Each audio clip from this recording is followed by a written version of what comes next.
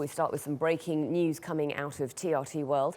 One of Israel's defining political figures, former Prime Minister and President Shimon Peres, has died after suffering a stroke.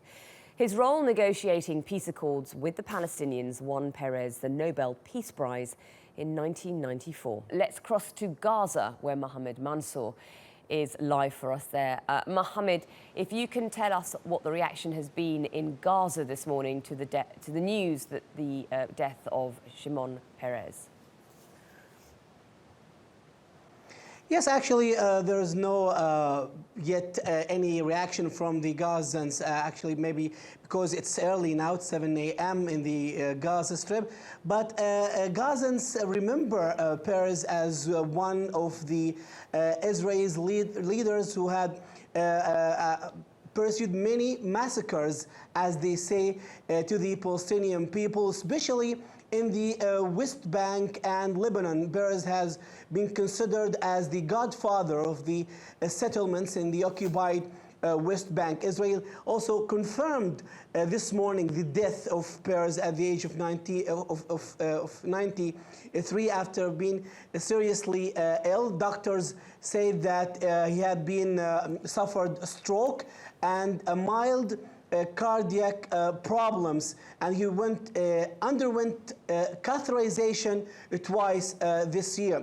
Actually, also he was considered one of the masterminds of the Oslo Peace Accord, and he won jointly the Nobel Prize with the Israeli Prime Minister Yitzhak Rabin and the PLO chairman, the late Yasser Arafat, after signing the Oslo Accord.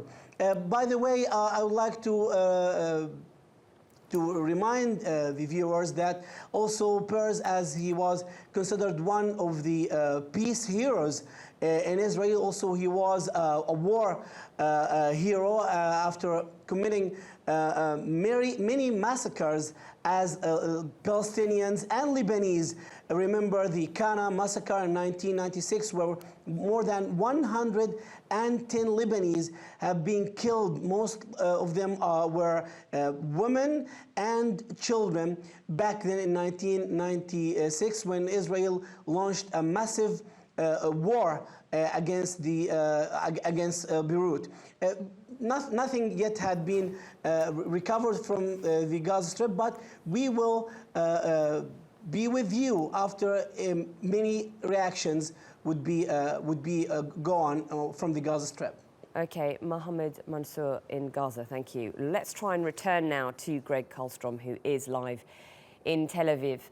Greg, we understand that the Prime Minister Benjamin Netanyahu has expressed his condolences and that there will be a special session expected. What's been the reaction this morning to the news?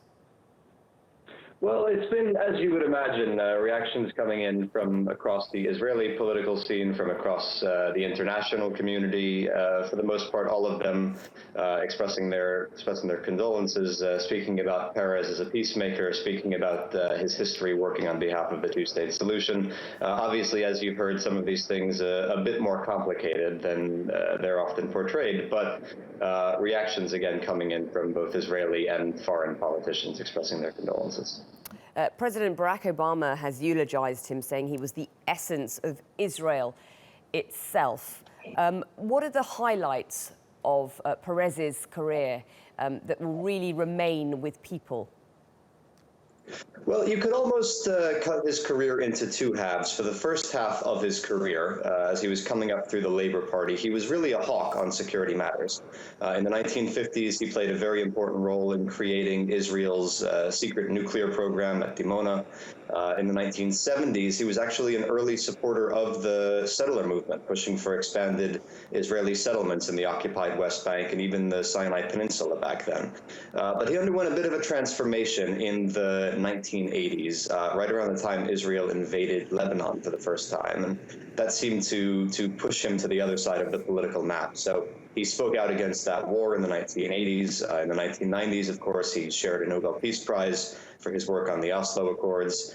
And then in the past decade, as he was serving as the country's ceremonial president, you can see he was meeting with the Palestinian president in Rome 2 years ago. He continued to meet with Palestinian officials and continued to push for some kind of a two-state solution.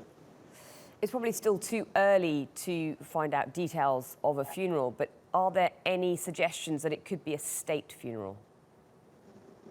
We're still waiting on details. The family is supposed to come out in the next hour or two and announce actual details. He will be buried on Friday. The Israeli public is going to be allowed to pay its respects. He'll be lying in state, I think so, on Thursday.